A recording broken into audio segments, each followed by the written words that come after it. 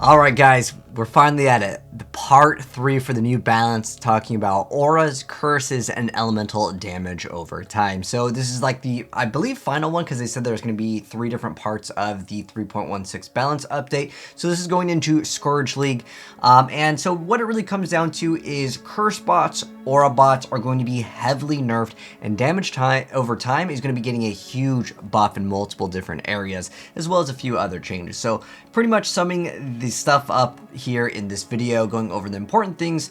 I will go over, but just as a heads up, I'm not going to be reading every single piece of text on the screen. I'm just going to give you guys my thoughts, as well as a TLDR version of the new 3.16 balance update part 3. So what it comes down to is modifiers to your reservation have been replaced with reservation efficiency. So reservation efficiency works by dividing the cost of reservation effect. 100% increase reservation efficiency would halve the cost of all auras.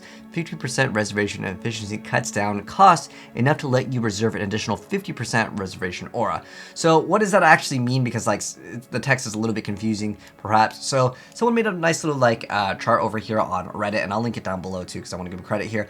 Basically the old reduced reservation, if you happen to have reduced reservation, versus efficiency, depending on the numbers, this is kind of what you'd get if you guys want to like pause, screenshot, or just visit the full thing. Feel free to go ahead and do so. But basically what it comes down to is that you will have extra mana left over if you want to put a few points into the new reservation efficiency, versus normally you get like 2 to 3 points into it just so you can have enough auras but then still have enough mana without the minus cost to mana skills, or you can run like replica conquers efficiency to help out with the newest mana changes that got introduced in the most recent league expedition. So overall these changes are going to be overall positive for most builds, unless again you're going to be playing an aura bot or a curse bot, but basically you're going to have extra mana left at the end of the day. That's the newest update here. Again, I'm not going to go over every single number on screen, but basically you're going to have extra mana. Which is kind of nice, so you don't have to maybe craft it on your rings, which is a very common thing people do. The big changes that I actually care about are the new changes to the elemental overload, as well as elemental equilibrium. So with the new mana changes, by the way, there's a lot of different changes with these. Basically, anything that would normally change the reservation goes to mana efficiency, so a bunch of the stuff will be updated in the game, but pretty much it just comes down to changing the wording on it so it matches the newest mechanic here. And then on top of that, we'll get into more into the aura bots. Basically, it's a lot harder to do to get it on these cluster jewels now. Next up though, the Elemental Overload Keystone passive skill now gives more hit and element damage to skills if they crit in the last 8 seconds. This means you can't use a second skill rapidly. So basically you can't have a secondary skill to proc the Elemental Overload Keystone. It's not that big of a deal, I would say, for most people, but some people would run a build where they were able to hit very, very, very fast, proccing it, and then they'd swap back to their like slow, hard-hitting skill or whatever the case may be. So it's technically going to be a nerf overall for some builds that would use secondary, because it's just straight up you're not going to be getting it. But a buff for most people because it gives more a hit. They don't actually specify right now the exact damage. But next up, the other important thing that I think some people care about is the Elemental Equilibrium Keystone passive skill now applies 25% exposure of the elements not hit with, removing exposure of the elements you hit with. It's now easy way to apply a strong exposure effect rather than having a huge damage boost that we balance elemental damage over time skills around. Some of the skills have been reviewed because of these changes. So basically you're applying exposure versus having like the minus to the other elements. Does it really matter? I don't know. They actually mentioned that it's going to be moved to the ranger side of the tree, which is going to be interesting. And it says where there's much less exciting access to exposure for elemental builds and access to skills that rotate elemental skills such as Wild Strike, because if you're getting the exposure that way, I know on Elementalist Ascendancy you can get it anyways for the exposure. It'll also give you extra mana regen, which was kind of popular last league since we had a hit with mana. But overall these changes, it doesn't really affect me too much for the builds that I was playing, but it does definitely change them around. I would say this could be potentially a nerf, depending on where you look at it, because a lot of people were running one of the rings that would have one of your golems proc the elemental equilibrium, so it could be a nerf for certain builds, especially since it's going to be completely moved, because it was before in the top, like left-ish, part of the tree next to Witch. So yeah, that's going to be one big change for a lot of builds, so you have to take that in consideration. So They also removed the sources of aura effect from cluster jewels and moved the aura cluster jewels to a small type cluster jewels. So this is a big change that's going to make it much more difficult to get that efficiency that is the new mechanic. So again, I'm not going to read every single piece of text on the screen, but pretty much what it comes down to is aura bots and curse bots are going to be heavily nerfed, and you're probably not going to be able to get all of the curses. In fact, the Dodri armor that gives you ignores curse limit is actually changed. You can actually just get 5. Dodri, let me see. So basically Dodri's, if I can find it, skin. Okay, so they're making a significant change to Dodri's. Where's that one? It's in one of these that you can open up. Basically, Dodri's, you can apply 5 curses instead of ignoring the curse limit. I mean, for me, I don't play Aura Bot or Curse Bots, and I know a lot of people complain about these like builds just in general of Aura Bots and Curse Bots.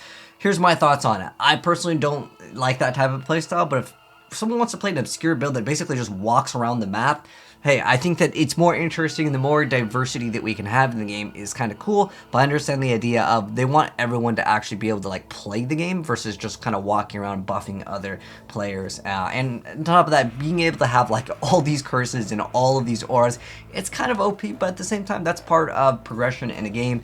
You guys can let me know how you feel about that, but at the end of the day, for me, the more weird builds that exist in any game are just kind of cool to check out. Maybe just a slight nerf on, like, you know, if you're running this amount, you get reduced effectiveness. If that was their case of, like, you know, making it so it's more balanced, I am totally for that. But like completely taking away someone's ability to play a certain thing just leads to people feeling very frustrated, which we'll get into when we check out some of the people that are very upset with these most recent changes. Because, you know, obviously if you played Aura Bot or Curse Bot, it's going to be more difficult to the point where some people are not even going to want to play, is what I've seen posted. Next up, so with elemental damage over time, this is Ignite as well as the cold damage over time. They have massive buffs over here. So you're seeing Creeping Frost.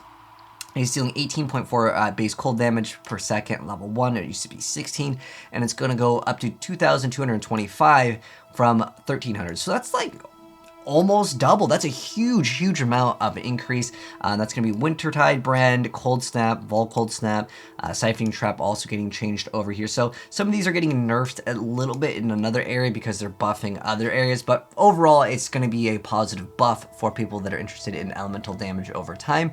Speaking of that, Ignite is getting some changes. Righteous Fire is getting a nice little buff, which is a kind of a fun build too. You can see it's damage. Again, most of these are just integer changes, so I'm not going to go over every single one, but Searing Bond, Scorching Ray, Righteous Fire, Vol Righteous Fire. This is something that a lot of different builds will just use just because you get the bonus to spell damage while it's active. And then you have Infernal Legion over here as well as Flame Wall. So there's some buffs, and then Infernal Legion's actually changed a little bit. You get extra more damage per second. Again, most of these are going to be buffs. Overall, Ignite is going to be better. Who knows if that elemental build that used Ignite with a bow, that one was pretty cool, and maybe that'll kind of make a return in this in some sort of way. But they changed a lot of the skills that would deal with Ignite. Again, I'm not going to read every single piece of text. Fireball no longer has 50 to 80% more damage with Ignite. It has a 25% chance to Ignite at all of the gem levels. So it's a buff early game and then a nerf later in the game. And then because of the base Ignite changes, Ignite with the skill now is 33% higher. In fact, they actually said, this is actually the most important thing. I probably should have read this first, but Player Ignite now inherently deals 150% more damage than before. Previously 50% of the base damage over 4 seconds, now 125 base damage over 4 seconds. So that's really good. That's going to make Ignite feel so much better. So again, cold damage over time and fire damage over time when you Ignite the enemies, that's going to be buffed up significantly as well. And then one nice little change is Explosive Concoction. This is one of the newer skills, and I'm just going to mention this one because it's a newer skill.